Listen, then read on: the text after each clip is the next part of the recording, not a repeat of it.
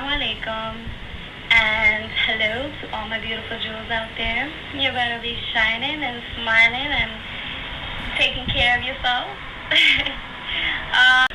This is a good and a bad place, I'm going to be honest.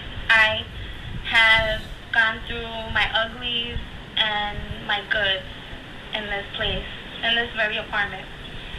I have sustained through endless amounts of problems and worries, and I pretty much was going down the wrong path in my life. I was surrounded by people that were my friends, but they were not my friends. They were simply using me just to use me for whatever I had, my home, my money, whatever I could extend out to them. I was around them a lot because I wanted their friendship, but I did not understand at the time that what they were extending to me was all of their harmful vices. And it was very easy for me to pick that up because I was surrounded by it. And I thought that this was, it's kind of like saying like, oh, this is cool or whatever, but really, you don't see it that way. You get like this tunnel vision, and you start to just be happy to just have someone to call a friend. Because once my status changed from doing what they were doing, and all of a sudden my financial status was changing, where I was not making the big bucks, I was down here, and no one was there to pick me up. And I started becoming very, very deep and very heavily abusing alcohol, abusing drugs, and nobody stopped me. Nobody came to me and said to me, you are destroying your life. Because these were supposed to be my friends. Now you may ask, where was my family? I had pushed them away so far that they were even afraid to come to me and say anything to me. I was very angry with them, and that's like a whole nother video, which is very deep and very personal, but at the time I had a lot of anger inside.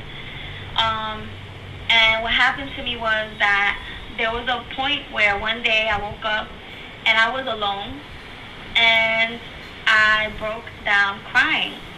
And I had not spoken to God in a very long time. I was raised Christian through my family, but I had stopped practicing after I was 13 or 14 years old. My mom's not very religious, so it was through my aunts and my cousins. They're very Christian. So when I had that upbringing and that background, I was much better. But once I let go and I was a little in the lost, what I would call my darkness, I was in a lot of darkness, a lot. So that day I broke down crying, and I knew something was wrong. I wanted to change. I wanted to be better. I knew that my health was poor. I was smoking cigarettes like crazy, like I was just damaging myself. And I honestly knew that something had to be done. So as I'm crying there, I reached out and I called out to God, and I was like, help me, help me. I don't like how I'm living right now. Why is this happening to me? I want it to change. And it was at that very point that I started to see what was hurting me. And I started to, every week, as I noticed something, it was almost like a sign, because The friends had already drifted, and they would call and check in maybe once or twice to see if what I was up to and what I was doing, and why did I not go to a party, and why did I not attend an event, or why I did not call them. So I was also distancing myself, and at that point I knew something had to change within me. So I started letting go of the vices.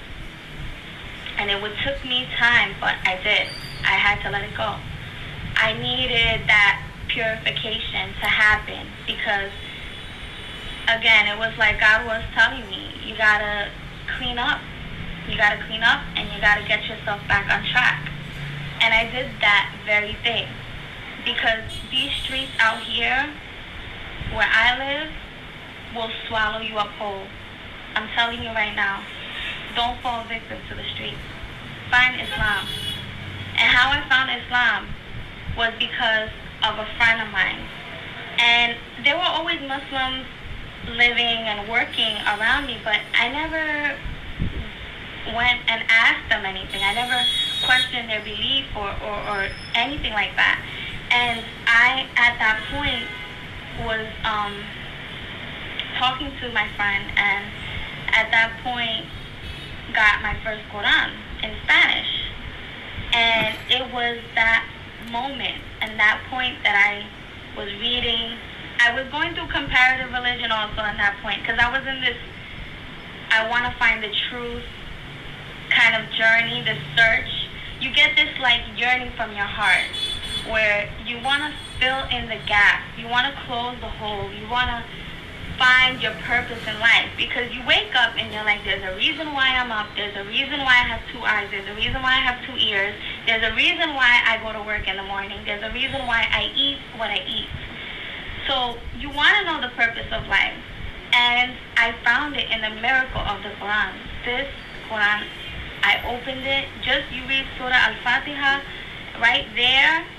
That for me, reading that in Spanish, but reading it, my eyes inside and outside opened.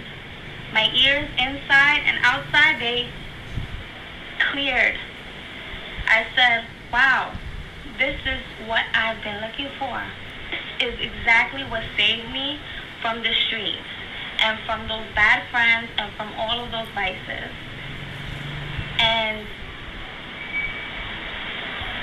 I'm so grateful, alhamdulillah, I'm so grateful that I found the right way because I don't know what else there is after. I don't want to know